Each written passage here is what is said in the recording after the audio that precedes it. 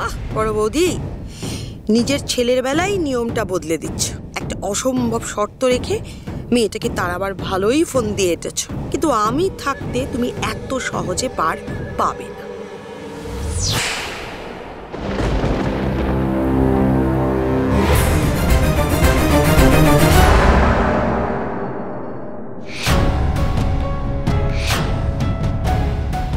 আজ আমাদের মান সম্মান সবটা তোর হাতে রে মা।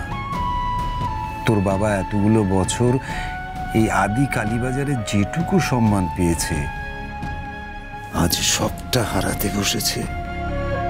আমাদের মতো বাড়ির মেয়েদের বিয়ে না হওয়াটা সমাজের লোকে আজও বাঁকা চোখে দেখে রে মা। তেমনি বিয়ের পর মেয়ের বাপের বাড়ি ফিরে আসাটাও সমাজ মেনে নেয় না। ভবিষ্যতে ঝড়ঝাপটা আসবে, অনেক কঠিন পরিস্থিতির মধ্যে তুই পড়বি। আমি জানি তুই সেসব সামনে যেতে পারবি। আমি আপনাদের শর্তে রাজি।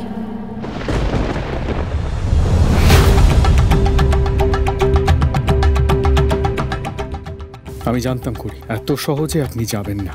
বড়লোক বাড়ির বউ হবার লোভে এত কিছু করার পর নিজের বাবা মাকে ভুলতেও ঠিক রাজি হবে। আপনার মতো সেলফিশ মেয়েকে চিনতে আমি এক বিন্দুও ভুল করিনি।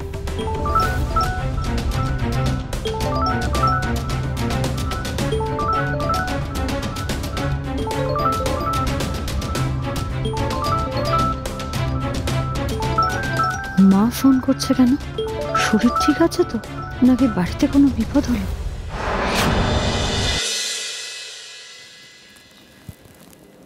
হ্যাঁ মা। হ্যাঁ হ্যালো খড়ি, ওদিকে সব ঠিক আছে তো? আমি জানি মা, আমি সব জানি, আমি বুঝতে পারছি তোর ওপর দিয়ে কি ঝড় বয়ে চলেছে এখন, আমি জানি। কিন্তু মা, লক্ষ্মী মা আমার, তুই একটু শান্ত হয়ে থাকিস, তুই সবকিছু ঠিকঠাক ভাবে মানিয়ে গুছিয়ে নিয়ে চলার চেষ্টা করিস মা। দেখছিস তো আমাদের অবস্থা, এক মেয়ে আমাদের মুখে চুনকালি মাখিয়ে দিয়ে চলে গেছে। তুই তো আমার লক্ষ্মী মেয়ে, তুই তুই তুই এমনটি করবি না। তুই ঠিক ওখানে মানিয়ে গুছিয়ে থাকার চেষ্টা করবি, ছেড়ে চলে আসার চেষ্টা করবি না, করিস না কিন্তু মা। সবকিছু ছেড়ে চলে আসার চেষ্টা করিস না, তাহলে আমরা আর লোক সমাজে মুখ দেখাতে পারবো না। আমাদের মতো গরিব ঘরের বাবা মাদের ওই মানটুকুই সম্বল রে, ওটুকু চলে গেলে আমাদের গলায় দড়ি দেওয়া ছাড়া আর উপায় থাকবে না। মা তোমরা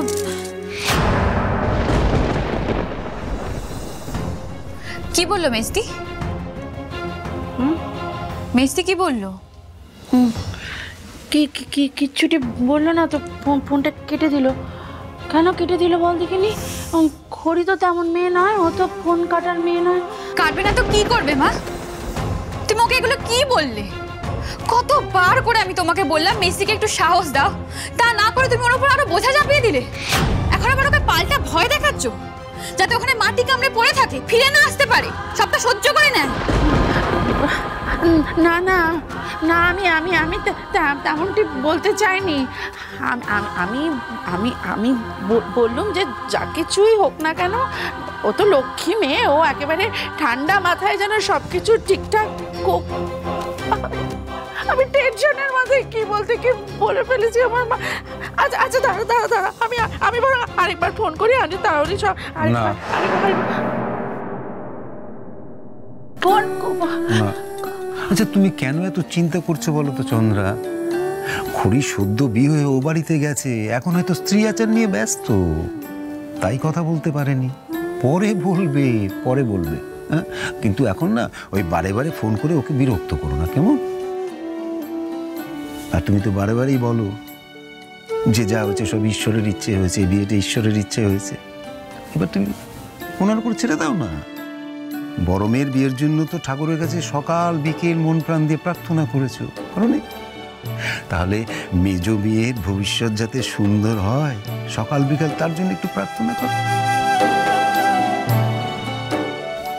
কি করো?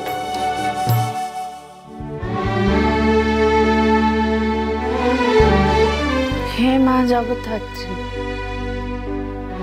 তোমার হাতে সবটুকু ছেড়ে দিলুম মা গো। তুমি তো সবটা মিলিয়ে দিয়েছো মা। তোমার পুজোর দিন থেকে তো আমার ঘরের ভাগ্যটা একেবারে পাল্টে গেল।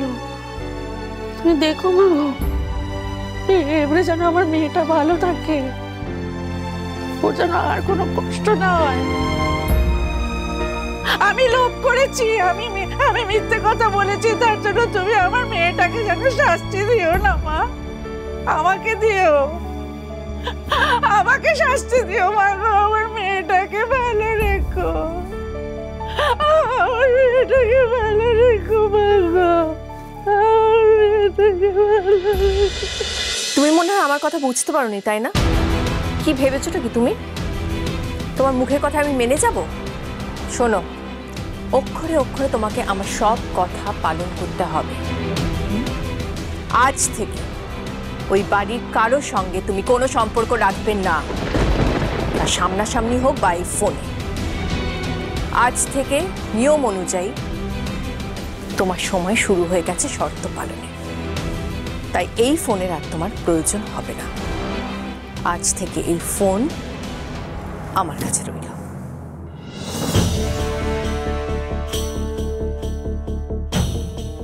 মধুশ্রী, এইভাবে মেয়েটা কদিন বাড়িতে টিকতে পারবে বলো তো? আরে বাবা, নিজের বাবা মার সঙ্গে যোগাযোগ না রেখে থাকা যায়? আমি তো এটাই বুঝতে পারছি না যে এরকম একটা সাংঘাতিক শর্তে এই মেয়েটা রাজি হলো কি করে। মানে ওর কাছে এই বাড়িতে থাকাটা নিজের বাবা মায়ের থেকেও বেশি ইম্পর্ট্যান্ট হলো।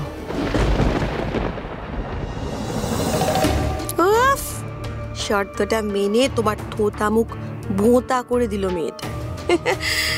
এই একটা গলার কাঁটাকে সহ্য করতে তোমার আজ কি না কি করতে হচ্ছে। আহারে খড়ি, আমার বড় বৌদিকে কিন্তু ভুল বুঝো না কেমন? না না, মানে উনি ফোনটা কেড়ে নিলেন কারণ তুমি আবার তোমার মার সঙ্গে ফোনে কথা বলে নতুন করে যদি কোনো কনস্পিরেসি করো, মানে নতুন কোনো ফোন দিয়ে এটা আবার আমাদের নতুন করে কোনো বিপদে যাতে না ফেলতে পারো, সেই সব কথা, মানে আমাদের সেফটির কথা ভেবেই আমার বড় বৌদি তোমার ফোনটা নিয়ে নিলে।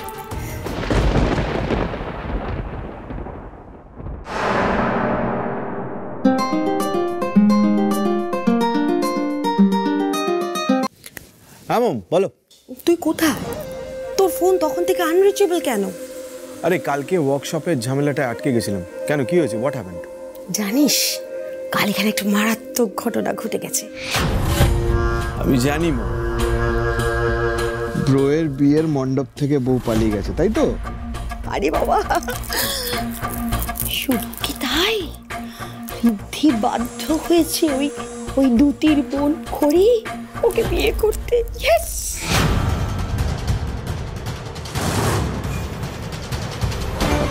কি বলে তুমি? দুতির বোন খড়ি? মানে ওই দশকর্মা ভান্ডারের মেয়েটা দুতির বোন? How is this possible? মনে রেখো, এই বাড়িতে তুমি ঢুকেছো নিজের ইচ্ছে, কিন্তু আজ থেকে প্রত্যেকটা মুহূর্ত তুমি চলবে আমার ইচ্ছে।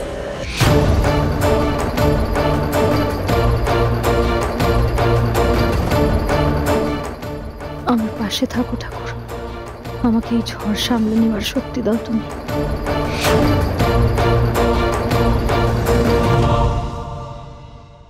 খেলা শেষ হয়নি, বরং এখন শুরু হয়েছে।